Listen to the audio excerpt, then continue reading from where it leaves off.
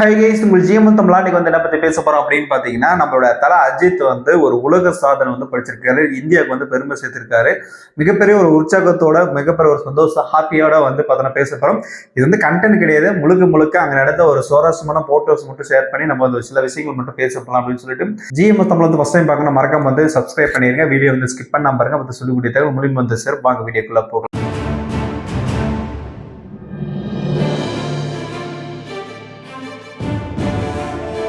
தல அஜித் சமீப காலமாக வந்து கார் ரேஸில் வந்து பார்த்தோன்னா முழு கவனத்தை ஈர்த்து இப்போ வந்து கிட்டத்தட்ட வந்து மிகப்பெரிய ஒரு வரலாற்று சாதனை படித்து 3வது இடத்தை பிடிச்சிருக்கிறாங்க. மிகப்பெரிய ஒரு சந்தோஷம், மிகப்பெரிய ஒரு ஹாப்பி. திரைத்துறை மாவட்டம் ஒட்டுமொத்த இந்தியாவே அவருக்கு வந்து வாழ்த்து சொல்லிட்டு இருக்காங்க. ஒரு இதுக்கு முன்னாடி வந்து தமிழ் சினிமாவில் மட்டும் கால் பதிச்சிருந்தவர் தல அஜித் இப்போ வந்து பார்த்தோன்னா ஹோல்டு வைடு எல்லாமே தல அஜித் அப்படின்ற பேரை பதிக்கிறவருக்கு மிகப்பெரிய ஒரு சுவாரஸ்யமான விஷயத்தை வந்து படிச்சுட்டு தான் சொல்ல வரணும். மிகப்பெரிய ஹாப்பியான மூமெண்ட் தான் இருக்குது. அதே மாதிரி நம்ம தல அவர்கள் வந்து சமீபத்தில் வீடியோவில் வந்து பேசுறது வந்து பார்த்தீங்கன்னா, இது வரைக்கும் தொலைக்காட்சியிலலாம் ரொம்ப காலத்துக்கு முன்னாடி வந்து பேசினாரு. இப்போ வந்து கிட்டத்தட்ட வந்து எந்த நிகழ்ச்சியிலும் எந்த பொது நிகழ்ச்சியிலும் கலந்துக்க மாட்டாரு, யாருக்கும் பேட்டியுமே கொடுக்க மாட்டாரு. இப்போ வந்து ஒரு ஃபேன்ஸ்க்கு வந்து மிகப்பெரிய ஒரு பேட்டி கொடுத்து கண்டிப்பாக வந்து ஒரு மோட்டிவேஷன் ஸ்பீச் கொடுத்துருக்காரு. அது வந்து ரேசிங் போகிறதுக்கு முன்னாடி அந்த மோட்டிவேஷன் ஸ்பீச் கொடுக்கும்போது எங்களுக்கும் வந்து பார்த்தோன்னா மனசு வந்து ஒரு பதட்டமாயிருச்சு. என்னடா தல அஜித் இப்படிலாம் சொல்றாரு, அவர் வந்து என்ன நினைச்சிட்டு மனசுல சொல்றாரு அப்படின்ற மாதிரிலாம் ஒரு திங்கிங் தோணுச்சு.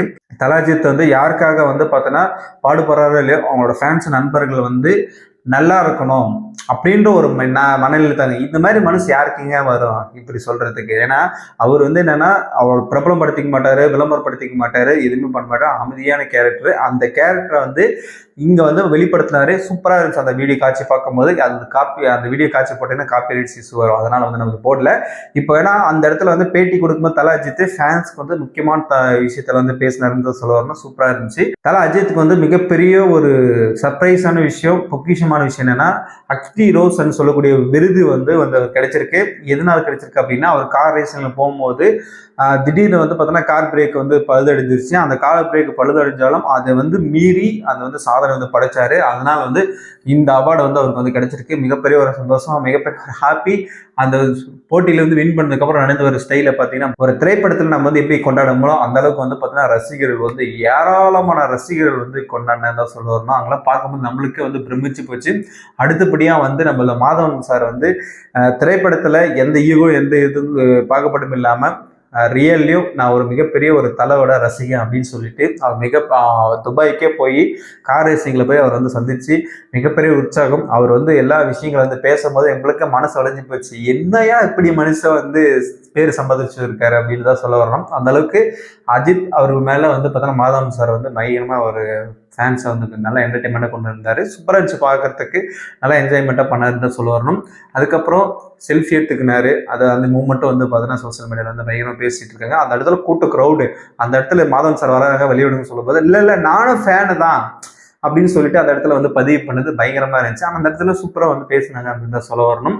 அதேமாரி தல அஜித் வந்து ஒரு மிகப்பெரிய ஹோப் வந்து கொடுத்துருக்காருன்னு தான் சொல்ல வரணும். எல்லாருக்கும் வந்து ஹார்ட் போட்டு ரசிகர்களுக்கு, ஏன்னா வந்து அவர் நினைச்சு கூட பார்க்கல.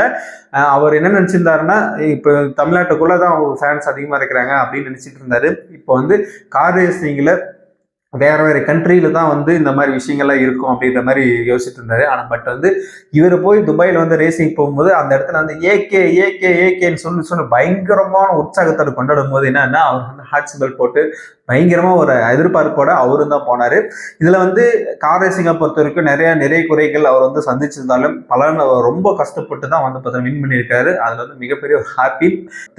இதுக்கு முன்னாடி திரைப்படத்துக்கு வரதுக்கு முன்னாடி வந்து பைக் ரேசிங் எல்லாம் பண்ணிட்டு இருந்தாரு. அதுக்கப்புறம் திரைப்படத்துக்கு வந்ததுக்கு அப்புறம் வந்து ப்ரொடியூசர்கள் அந்த இதெல்லாம் இருக்கிறாங்களா, அவங்க வந்து நிறைய பிரச்சனைகளை வந்து சொன்னாங்க. ஏன்னா வந்து இந்த கட்டுப்பாடு போடணும், இது வந்து ரேசிங் போகக்கூடாது, எதனா ஆபத்து வந்துச்சுன்னா பணம் இழப்பீடு வந்துடும் அப்படின்ற மாதிரி நிறைய விஷயங்களை போட்டிருந்தாரு.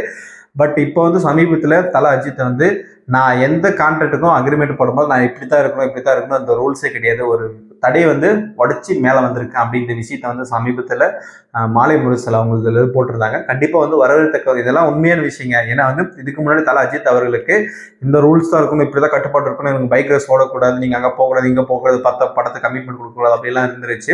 இப்போ வந்து அவர் நினைச்சா என்ன வேணா பண்ணிக்கலாம் அப்படிங்கிற போற அளவுக்கு அக்ரிமெண்ட் வந்து மாறி இருக்கு. அந்த நிலைமையில வந்து கொண்டு வந்திருக்காரு. யாராலாம் ஏகேனால தான் சொல்ல வரணும். இந்த வீடியோ காட்சியில் பாருங்க, ஸ்டேஜ் 1, 2, 1, 3 இந்த 3 ஸ்டேஜில் வந்து பார்த்தோன்னா நம்மளோட ஏகேயோட டீம் வந்து இங்கே வந்து வரப்போகுது.